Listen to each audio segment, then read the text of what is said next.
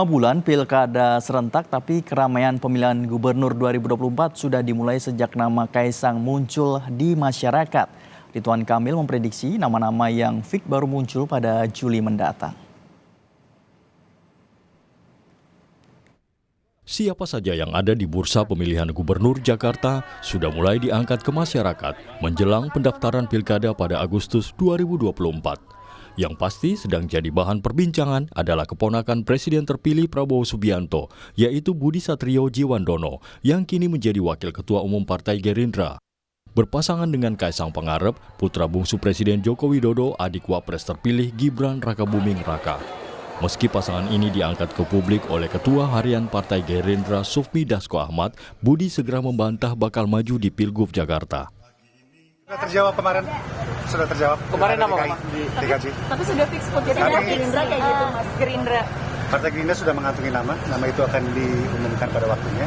Saya menerima perintah dan arahan dari Ketua dan Pembina Pak Prabowo untuk melanjutkan perjuangan di parlemen. Terima kasih teman-teman semua. Jadi memang siap ya kalaupun di Jakarta nanti. Lalu bagaimana dengan Kaisang? Lewat podcastnya di YouTube, Kaisang mengaku ingin maju di Jakarta berpasangan dengan Anies Baswedan.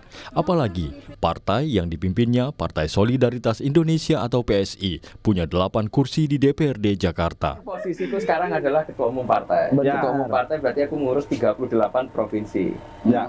Berarti kan di seluruh Indonesia. Kalau aku jadi wali kota Solo, aku ngurus 5 kecamatan. Nah, 5 kecamatan. 5 kecamatan. Yang dimana itu isinya 600.000 orang. Kan PSI lebih dari itu. Lebih dari itu. Jadi maunya wali kota Solo atau Jakarta? Kalau bisa disuruh pilih nih. Ya. Suruh pilih Jakarta. Pilih Jakarta. Mau maju berarti atau sekalian gubernur, Pilgub kan bentar lagi. Bentar lagi Pilgub.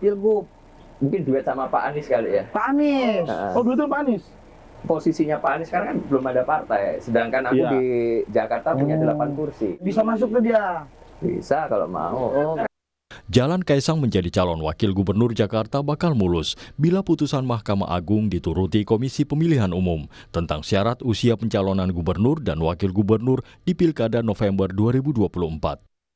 Pada Kamis lalu, dalam 4 hari sejak diajukan ke Mahkamah Agung, putusan tentang pengubahan syarat usia itu dikeluarkan.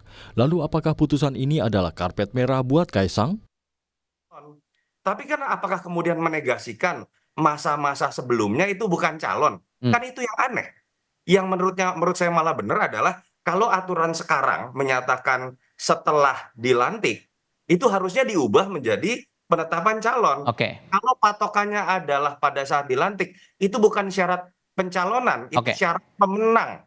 Itu logika akal sehat saja menurut saya. Nih, siapa sih nama-nama yang kemudian muncul dalam 3 bulan itu? Kebetulan Kaisang 25 Desember tahun 94. Kok kebetulan lo ya gitu ya. Kalau ada tuduhan lagi kan banyak nama lain selain Kaisang yang lahir antara 22 September sampai akhir Desember 94. Betul. Tapi kan tidak salah juga orang kemudian melihat ini adalah Kaisang karena tidak direka-reka. Yang memunculkan nama Kaisang dengan Mas Budi Satrio Djiwandono itu adalah petinggi partai juga. Misalnya Bang Dasko, dalam konteks ini petinggi Gerindra.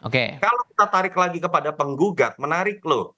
Penggugatnya Partai Garuda, dia yang terlibat juga dalam proses putusan MK kemarin terhadap keputusan MK. Siapa Ketua Umum Partai Garuda?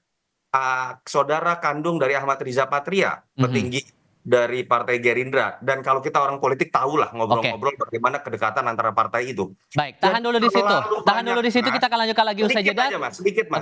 Terlalu banyak kemudian sebuah fakta-fakta yang membuat kita melihat, saya minimal, ada kejanggalan yang sebenarnya polanya sudah berulang. Baik, Bila ini terjadi, maka Kaisang mengikuti jejak sang kakak Gibran yang menjadi cawapres sejak putusan Mahkamah Konstitusi mengubah syarat pencalonan presiden dan wakil presiden. Gibran kini menjadi wapres terpilih. Selain Kaisang yang sudah digadang-gadang di bursa politik, ada Gubernur DKI Jakarta 2017-2022 Anies Baswedan yang merupakan Capres 2024 dari Koalisi Perubahan. Lalu Ridwan Kamil, Gubernur Jawa Barat 2018-2023 yang sekarang adalah politisi Partai Golkar.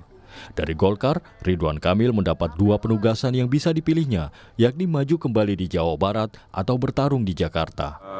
Kalau Golkar kan surat tugas saya 2 kan, itu masih berlaku, dan dari DPP Golkar Pak Erlangga ya saya baik di Jabar maupun DKI diminta untuk menaikkan persentase elektabilitas. Sehingga nanti kalau waktunya tiba di bulan Juli keputusannya udah lebih matang. Kan saya nggak ada baliho kecuali jualan skincare kan. Kalau saya udah naga-naganya Jakarta kan pasti mungkin ya ada spanduk lah apalah deklarasi kan belum. Jadi artinya masih pertimbangan. Tunggu Juli aja lah. Juli ya. Betul kata Ridwan Kamil, suasana ini adalah uji politik bagaimana penerimaan masyarakat terhadap nama-nama yang diangkat ke permukaan untuk bertarung di Jakarta. Karena meski sudah tak lagi menyandang status ibu kota, Jakarta tetap jadi magnet politik dan ekonomi Indonesia. Tim Liputan, Kompas TV.